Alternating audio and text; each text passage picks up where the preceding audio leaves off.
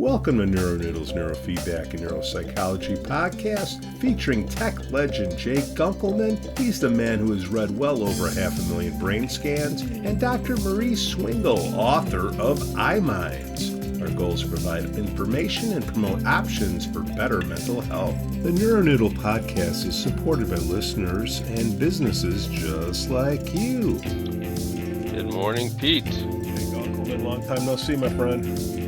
There went your short-term memory then, huh? Now, anything spark your interest from yesterday?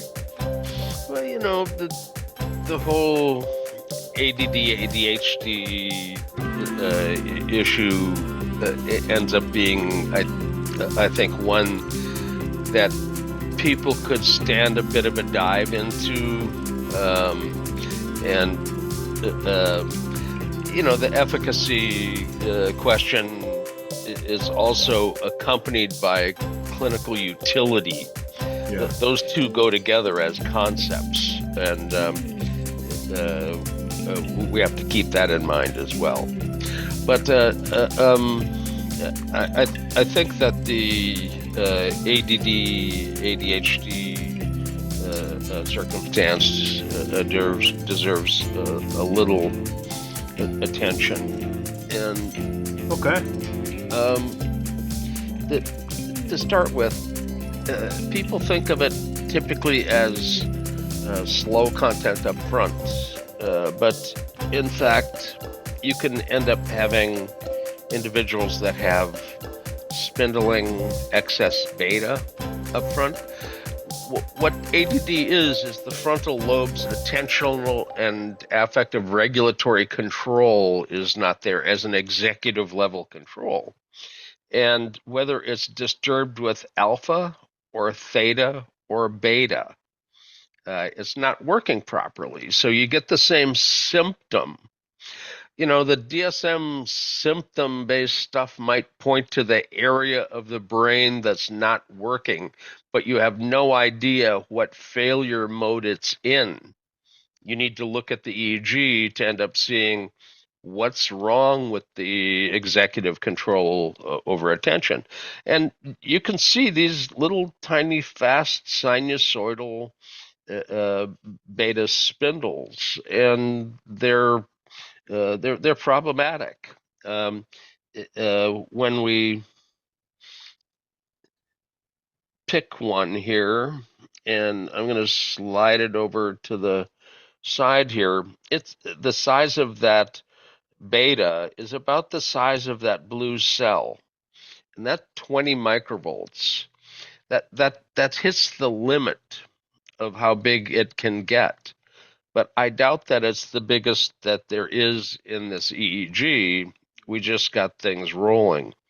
And as we go through, the problem with this particular person is spindling excess beta frontally. But that's only one subset. And you can end up having an individual that has a complex mixture. And so, as you can see, this has rhythmic, slower activity in it frontally. This is a theta frequency. But when you look at this more clearly, it's a mixture of beta and theta. And Barclay's co-researcher back in the day split from him, and she works basically at UCLA's Semel Research in the psychiatry department. And they did a nice paper showing that in ADD ADHD, if you have frontal theta, you need methylphenidate. But if you have beta spindles, you need guanfacine. And if you have both of those patterns, you need both of those medications. And it's a very well done paper, but you expect that. I mean, it's an academic paper. It's not somebody selling something. And well enough sized, statistical power, controls, all of the stuff you'd expect from an academic research center. So this one would end up having a combo because there's tonic theta. It's present as a tone up front. There's a different kind of theta that's actually good brain function that you occasionally will run into, and that's phasic theta, frontal midline theta. Now, this has theta at the frontal midline, but it's not frontal midline theta. Frontal midline theta is a brief burst of theta. It can be elicited with memory tasks, and it's less than 1 second long as a burst, and it's well researched in the literature. It corresponds with superior memory performance, but it's also something that corresponds with the antithesis of worrying and fear. So it's got neuropsychological correlates as well. Anyway, the theta pattern here is tonic. So this has theta and beta in it, and as such, it's another kind that you may run into. This one is an ADD ADHD kid who happened to also have tics, Tourette's, and he had some vocalizations. You'll see in the temporal area here a spike and slow wave. And you say, well, how do you know it's real? Well, it's it's something called field and phase. You can see the same little wave here that you see here. Sky in the background accompanying us here. Love Sky. So this spike will recur again and again through the recording. And we simply recommended that they give him an empirical trial on Lamictal at low to moderate dose. And the tics went away. And the parents got really concerned because it's an anticonvulsant. And they were concerned that this could be epilepsy or something. And what we suggested is that the spike represented the temporal aspect of the discharge in Tourette's. Tourette's is the caudate, the head of the caudate for motor tics, but the tail of the caudate hooks into the temporal lobe. It merges with the stria terminalis and hooks into the amygdala hippocampus in the temporal lobe. So the limbic speech of Tourette's or echolalia of Tourette's are simply the tail of the caudate causing a discharge. And that's all we're seeing. Now, it is not going to be causing seizures as such, but the tics are Tourette's. So we're not trying to change the diagnosis. We're simply trying to get it treated properly.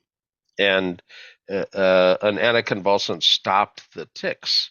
So they went to UC San Francisco to the neurology department, and they did their own EEG, which I would expect them to do, and they found no spikes. But he was on Lamictal, which suppressed the spikes effectively. And they said, well, it's a very low dose, which we were intending it to be. We're not trying to stop seizures. We're trying to stabilize the EEG a little bit. And this discharge basically is not a seizure. It's representative of the Tourette vocalization. So they stopped the meds on the suggestion from the neurology department over there, although it was not their medication to change. So it was actually a professional error on their part. And the tics came back, which now really concerned the parents, and they wanted to speak to me. I said, okay, if we get the a neurologist and their EEG, and me and our EEG, and the psychiatrist that's prescribing, and the parents all in one meeting at one time. Then we can discuss it. You don't want to have everything triangulated out. You want to have everybody in the room. Jay, when And you hear Tourette's, you think of swearing. It's more than that. Can you just get it? What are some of the symptoms?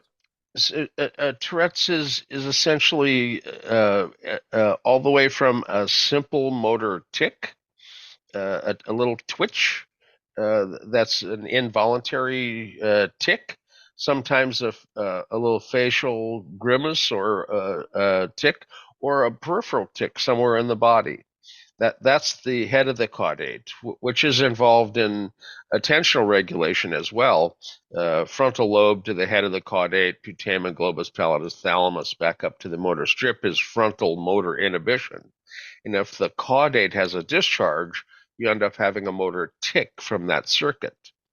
And that's a simple motor tic from the head of the caudate.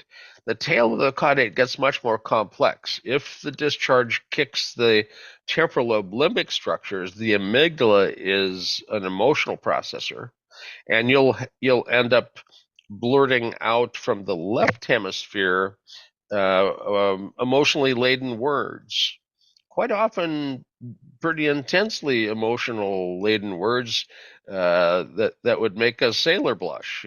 So, or right temporal, it may be animal sounds, growling, but not words, but sounds. And if it's the hippocampus, which is a memory processor, you get echolalia or parroting. So somebody says something and you say it right back at them. Oh, I had four younger sisters, and I used to play that game. And it would drive people crazy, but this is not a voluntary thing. It's an involuntary thing. It's an involuntary thing. It's an involuntary thing. You know, you it, It's an that involuntary thing. yeah, exactly. So the discharges in the temporal lobe get a lot more complex. So but that's usually where we would see it. The frontal ones, we normally don't see the spikes up front.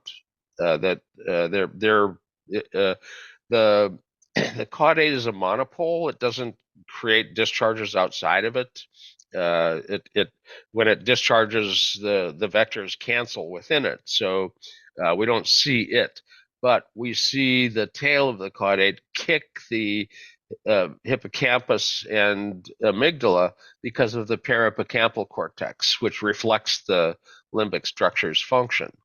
And we see the spikes coming off of that. So the the neurologist had to agree that we saw spikes on ours and he didn't see spikes on his, but the absence of evidence isn't evidence of absence. So the absence of anything in the record didn't prove anything, and the presence of the one in ours basically was confirmatory of the problem. And the evidence of his response to the low dose Lamictal was that low dose Lamictal was an effective treatment for this person individually. So, personalized medicine, evidence based medicine, you treat this Tourette person's brain with an anticonvulsant. You don't just try to control it somehow behaviorally. But this is a discharge, and the spike is not uncommon in ADD ADHD. A third of the people that have ADHD have spikes. They don't have seizures, they have spikes. They may not involve the motor strip. They may be frontal or temporal or sensory integration, parietal, but they're not diagnosed as epileptic. But we want them treated effectively with an anticonvulsant. We actually have a publication showing 85% positive improvement psychiatrically for individuals that are given an anticonvulsant when their EEG has spikes in it, when they have no history of seizures. And classically, the neurologist would not give them any anticonvulsant because they're not having seizures. You show them this EEG with this spike, and they basically will say, well, we don't treat the EEG, we treat the patient, and the patient's not having seizures. So we're not going to give them these dangerous anticonvulsants. Well, 85% positive outcome. Jay, It's question with the neurologist. Um, do they read the EEG like you do? The reason I'm no, asking no. is there's no standard way that you have learned or people in our field have learned how to read the EEG, but how do neurologists look at an EEG? Yeah, they look at it in a fairly limited way. They're not looking at it neuropsychiatrically at all. They're looking at it for evidence of epilepsy, evidence of some specific encephalopathy, a focal slow wave, confirmation of a stroke. But for strokes, they look at it with imaging. They don't look at it with EEG. And seizures, that's the primary thing that it's used for in hospital settings. In fact, I've had people who wanted an EEG to identify gastrointestinal problems associated with the insula, and the Kaiser basically refused to order the EEG, saying it's only good for epilepsy. So and for that hospital, that's probably all it would be good for. Um, the view of the EEG as something that can give you guidance for neuropsychiatric evaluation and guidance for therapy basically isn't looking to use it diagnostically, which is the whole thing with neurology, medical diagnosis. We're using it prognostically as to how to treat, and it gives great guidance on how to treat. Independent of the DSM, you can end up getting good guidance information for what the brain needs. The DSM is based on behavior. It has nothing to do with specific findings in the EEG. It might point to an area of the brain that might not be working, but it won't tell you how it's not working. So epileptiform discharges, beta spindles, slow content, fast content, alpha content, they don't know what they're going to find in the EEG. The benefit is when I look at the EEG, I can see the problem. I know what the neuropsychological function of this area is, and I can suggest how this is going to represent itself. And at that point, reading with only the age as the information, I describe the client and their behavior. And it works really, really well. I've been doing that for, well, over a decade. My lectures internationally were largely me walking in, them giving me a handful of EEGs I've never seen before, process them live in front of people, knowing only the age, and tell them what the client looks like and how to treat them. And after they see 6 of those done in a row, they know you can reverse engineer it, come out with the client's presentation, or do it more like is normally done. You know the client or their presentation because they were referred to you, and then you read the EEG and match up the symptoms with the findings in the EEG. But again, for neurology, it's pretty limited. Psychiatry is usually forced to go back through neurology residency to get an electroencephalography credential, but that's to kind of get them to think about it in neurology terms and not look at it psychiatrically. It's a shame, but psychiatry has traditionally not looked at the EEG. They it's symptom-based diagnosis, unfortunately, and they agree it's not valid. Yeah, it's highly reliable, but has no predictive validity. Anyway, this person has vocalizations, and they went away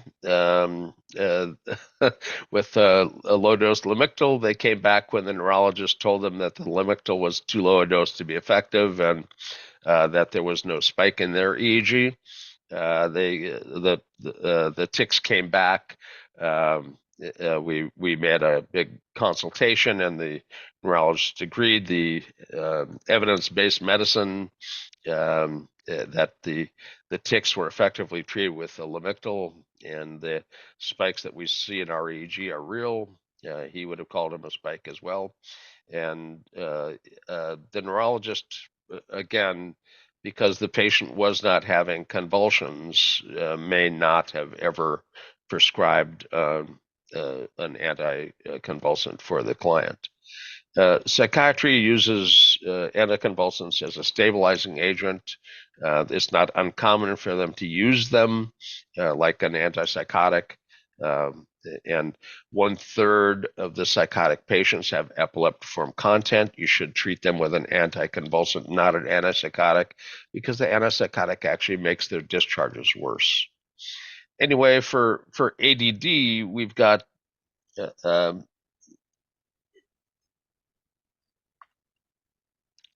brain futures in 2022 pieced together a brief, which was intended basically to be presented in argument for the approval of an insurance panel for the use of neurofeedback. Martijn Arns, David Cantor, myself, Donna Jackson, and she wrote the Angels and Assassin book. Fred Schaefer from BCIA, and Mark, who was kind of wrangled the group together to get this done. And they basically go through an executive summary. They do a very nice introduction to the concept of efficacy. They actually present data, and go through the evidence-based support for the ADD ADHD, a broader range of health conditions. Anyway, this document is, I think, really quite useful, and again, the group that puts it out are Brain Futures, and you can find this online and download it. They've got ones. This is a more general one. They've got one. The whole thing specifically is for ADD. Anyway, I would suggest that people that have the parent who wants the evidence and they heard Barkley doesn't support it or something, science is not it's evidence based, not authority based. So Barkley's got to show, first of all, independence from the pharma, which he can't. I mean, he's been supported by Ritalin and methylphenidate for decades. The early days of CHAD, methylphenidate Ritalin as a brand, actually paid doctors to travel around and do talks at the CHAD meetings. The basically family group for ADD families, and if the person in the group started to talk about neurofeedback or ask questions about it, they were basically thrown out of the group. So it was a pharma driven parent group, and CHAD has kind of broken away from being quite that dependent, but it's still largely a pharma-oriented organization. Anyway, the list This is a paper I did, which is a sole author paper. It was not done with co-authors. And this was from 2014, so it's becoming dated. They want you to quote something that's within the last 10 years or something. So this is starting to get to be old. This is the correlation, partial correlation between perfusion with hyperperfusion, which is the perfusion of the brain's burning of glucose and oxygen. So hyperperfusion of the brain, busy burning, and hypoperfusion, the brain's at rest, not burning. Delta is actually a positive perfusion, but that's, your brain at night when you're asleep is busy doing stuff. You're not awake, but it's still busy. The theta and alpha band up to about 11 hertz are hypoperfusion. At about 11 hertz, you get the neutral positive perfusion of the SMR frequency range, the low frequencies of beta. Some of these are considered compensatory rhythms. And then at about 16 hertz, it takes off into hyperperfusion. This is linked ears. Linked ears is not really a good montage for evaluating local function. These are both Laplacian techniques. So we basically utilize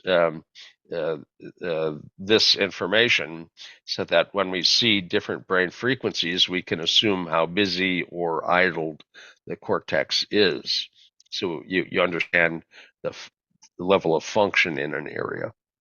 The frontal lobe, this is a Mac monkey brain, but area 4S is just in front of the motor strip. This is the supplementary or supramotor area that controls the motor strip.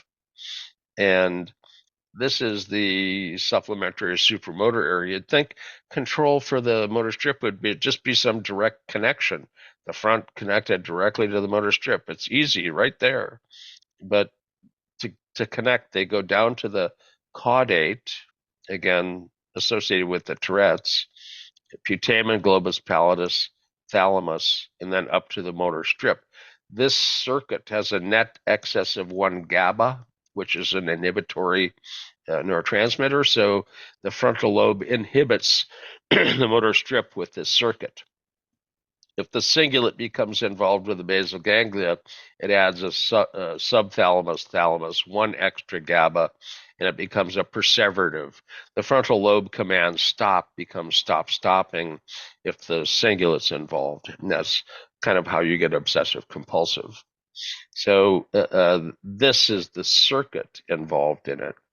And actually the caudate, putamen, globus pallidus, thalamus are all fairly contiguous. It's not like the diagram jumping all over the place.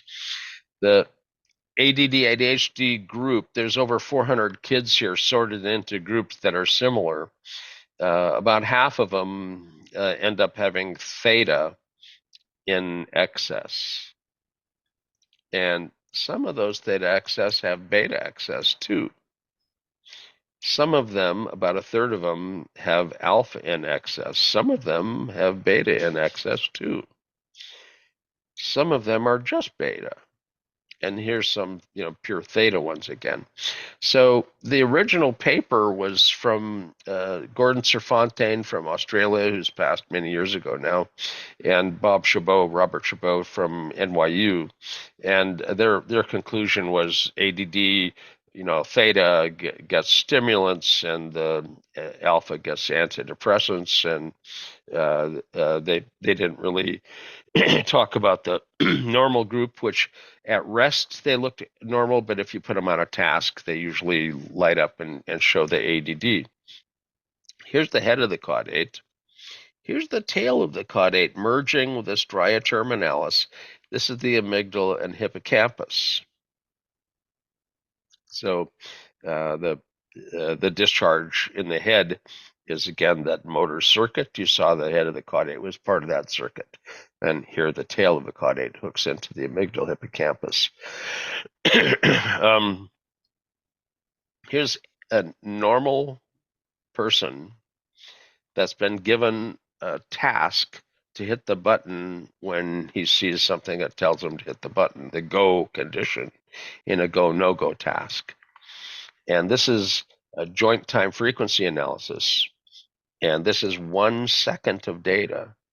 And you can see the beta spindle starts about a half a second in. Now, Libet at UC San Francisco in the late 70s showed that it takes about a half a second to be consciously aware of something. So the go signal was presented, and about a half a second later, the beta lights up. Now, his reaction time is about 120 milliseconds. So if you add 500 and another 120, you get his reaction time where he hit the button here. Now, the high functioning ADD hits the button later, and the low functioning ADD even later. And they have less and less of this beta that's induced by the task. They also have less gamma. The gamma here is bursts of gamma nested in theta. There's 6 bursts there, but they're very weak.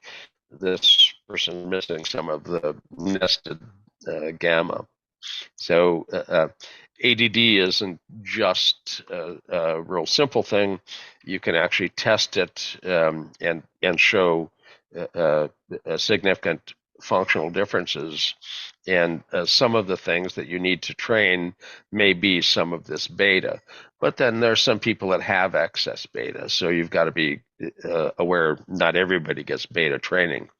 If you do beta training, here's a baseline condition. You train beta, it goes up, rest, up, rest, up, rest, up, rest, up, rest. You can see you can train the beta. But this is magnitude, not the size of the beta, because the beta doesn't get really big. There's just more packets of it per unit time. So the magnitude goes up. The amplitude of the beta, 1 over f, beta is always going to be small, but you can make more of it. So this basically shows the increase in beta density when you're training it up in an effective training mechanism.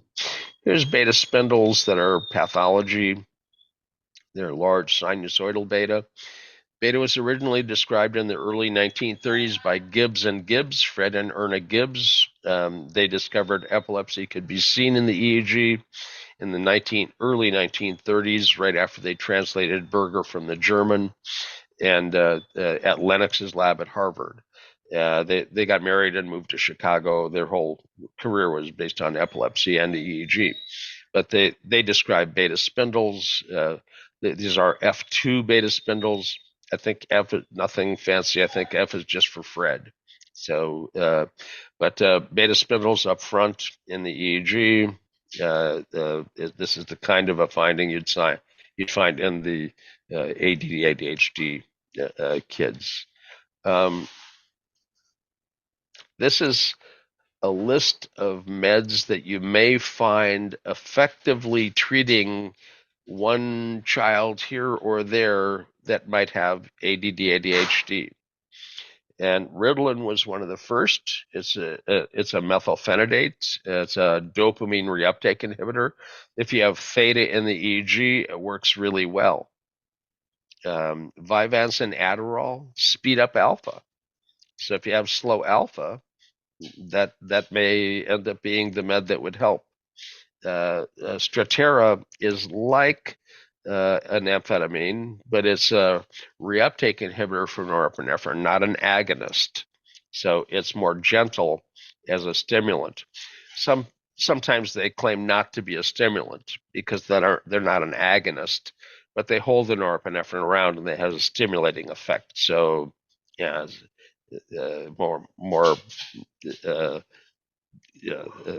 no difference. Provigil is given on rare occasion, but it's appropriate for the people that have a primary disorder of vigilance, normally diagnosed at a sleep lab. We can see it in our EEG recordings when you do eyes closed. The vigilance model can end up identifying people that have primary disorders of vigilance with labile vigilance regulation. you can have beta spindles in the EEG. We just showed some. Guanfacine and clonidine are actually originally blood pressure medications. They reduce peripheral and central norepinephrine. So they reduce beta in the EEG, but they also drop blood pressure a bit. So that you can't jack up the dose. If some of this makes some things better, you can't necessarily give a higher dose without negatively influencing blood pressure. So for a more potent effect for beta spindles, you can use gabapentin, which is an anticonvulsant, but it's an ancillary anticonvulsant. It's used for a lot of other things, peripheral nerve pain as an example, and it cuts down on beta more potently than the channel blockers. Lamictal is an anticonvulsant. Depakote's an anticonvulsant. Really big beta with transient discharges in the EEG, you need something to stabilize. Now, the phenotype model does not differentiate paroxysms and diagnostically specific spike discharges. If you've got an instability, you need to be stabilized with an anticonvulsant. Lithium's an antimanic compound. Some people give this to reduce the beta. It does potentiate transients, so you have to be cautious. If the EEG's got instabilities, this can make them worse. Oxytocin's a hormone that assists in social bonding, and it's given for people that have big mu in the EEG. It reduces mu, and mu's a mirror neuron disconnect, so you're more connected to the outside world. And oxytocin is used, again, for some to good effect. The antidepressants, obviously, the group that had alpha up front is going to end up with consideration here. An SSRI is good if you've got regular alpha, 8, 9, maybe even 9.5, 10. If you have slow alpha, 7, 8, you need a SNRI with a norepinephrine reuptake inhibitor portion of it to speed up the alpha and the serotonin to reduce it frontally. If the alpha is faster than 10.5, 11, you need to go with a tetracyclic. It will slow the alpha slightly. It's given at night. Quite often reduces beta spindling at the same time and helps with insomnia. It's an anxiolytic during the day.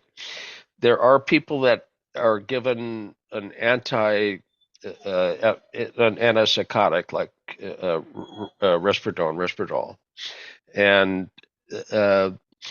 that's usually because of self-harm behavior or extremely aggressive acting out, fits of laughter, fits of rage, that sort of thing.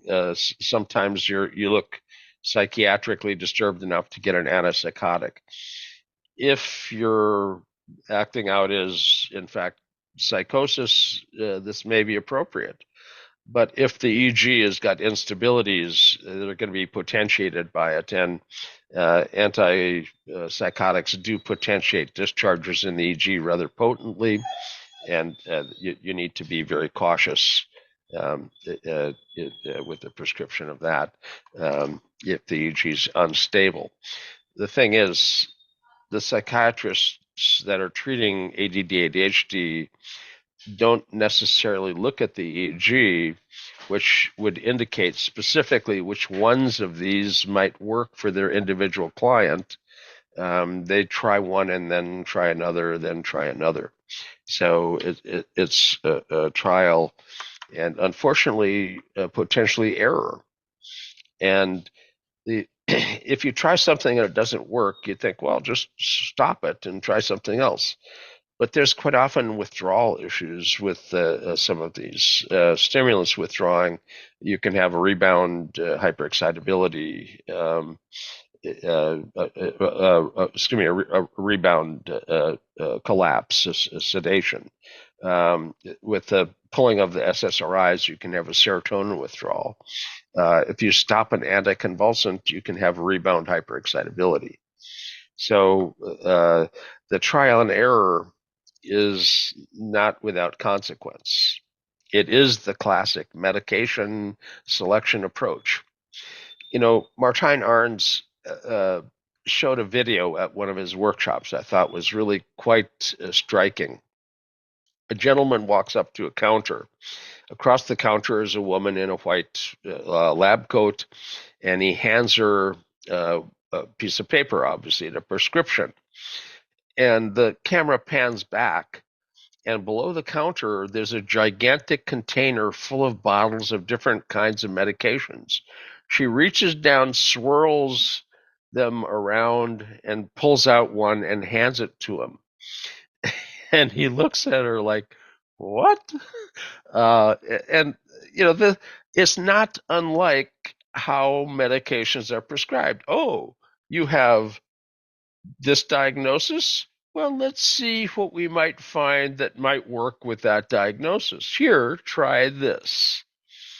So, and when I saw that well, I laugh a lot anyway, but I just howled that it was too good, and it really, it's an accurate representation of the trial and error. And when you think about it, who would put up with that as a method? I mean, it's crazy. Pin the tail on the donkey. Yeah. At least Marco Polo. at least there you might know the direction of the wall, Uh, so if you look before you make a guess, and one of these may be perfectly appropriate for a given case, but you won't know unless you actually look at the EEG and the patient and make a match with the proper medication for their circumstance. And the frontal theta, frontal alpha, at what frequency, frontal beta, the discharge, presence of discharges or not.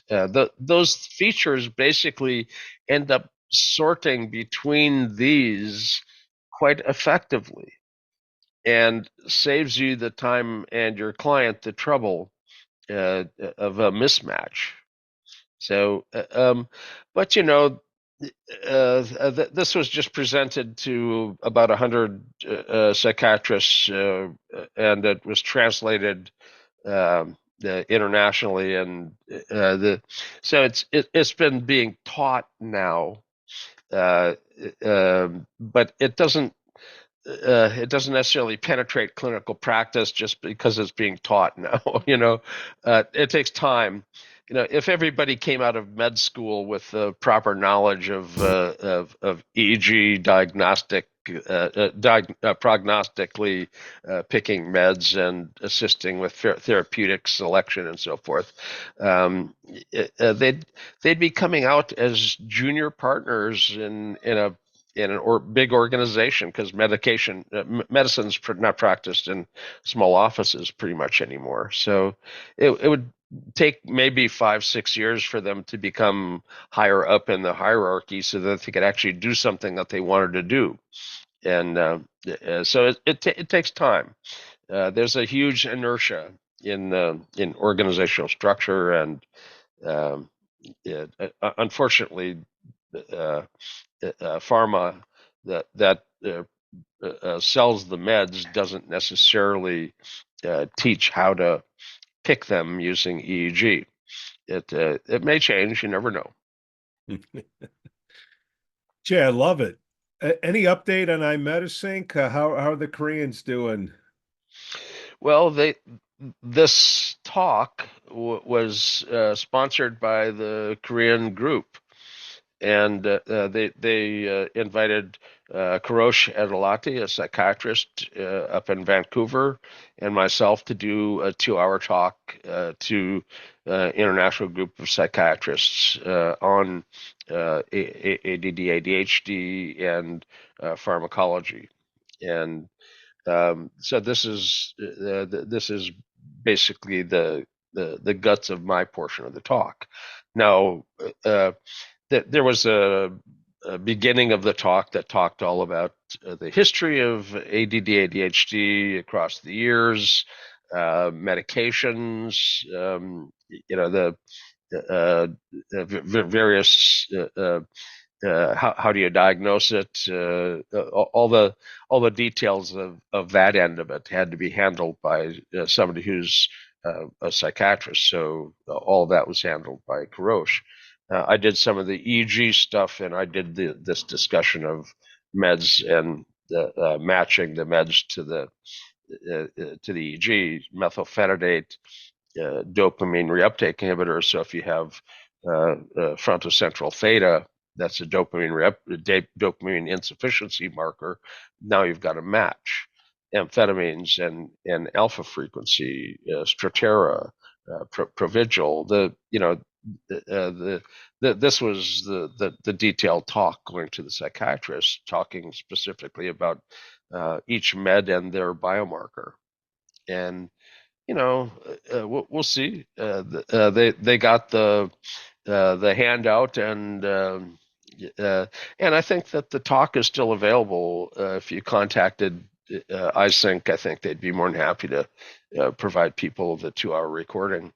That I've worked with them for over a decade, and as I say, that they got all my bad advice for free. So. And that's the same way I've treated any company I've consulted with. They get my bad advice for free. So, Jay Gunkelman, that was an awesome screen share. Thank you so much, man. Well, we ran through a little bit of stuff, and geez, we ate up quite a bit of the hour. We did, and remind everybody, if you're watching this and you have some questions, what's going on? We have a pretty nifty Q&A every Wednesday, 6 p.m. Central Time, 4 p.m. Pacific. You can see I'm in my best dressed. That's outstanding. I got this T-shirt from the BFE. On the back of it, it says Biofeedback Federation of Europe. I did a lot of my keynote addresses over there in a T-shirt, so I got this best dressed T-shirt from them because it's not really proper. And in Europe, people are used to things, being like if you're up there speaking, you're in a suit. Yeah, right. So I was in jeans and a T-shirt, and anyway, 1 year, I actually ended up having a sport coat and no tie, but it was a sport coat. Yeah. And somebody came up and said, I'm disappointed. I was told that you'd be in a T-shirt. I was looking forward to that. So the other thing that's coming up is the Suisun Summit from 2024. I had a local artisan make these cobalt blue crystal pieces for memorabilia for the speakers that pop in, and there's 20 of them, and I have not that many speakers, so that some of the people that come to attend in the raffle will end up with some of those, as some of the raffle prizes will be those, and we got a lot of other stuff. But we do fundraisers for students. I don't know that my beard is long enough to interest anybody in a shave, but that's been done last year, a little over 4,000. I think $4,625 last year for the student fund off the shave, and then others from the raffle and whatnot. But the whole purpose of the meeting is for me to have a fun time on my birthday and to raise money for the students. So I can't travel. So we have a 3-day EEG meeting here in town. We take over the yacht club. I read their minutes from their meeting. I'm a yacht club member now for 3 years, and although I'm masked out in public, I don't go to their meetings, but I do read the minutes. And they discussed our meeting at the last one And they said that everybody who works the meeting thinks that it's the most wonderful group of people, and they're all happy, and that our event, which is like they normally rent out for a brief evening thing or a dinner or something, we're renting 3.5 days of their facility. We pay their annual taxes. So that's how they described our event. This is the biggest event we have, and we cover their annual taxes. So the yacht club is happy to have us, and I think it's a wonderful location for us.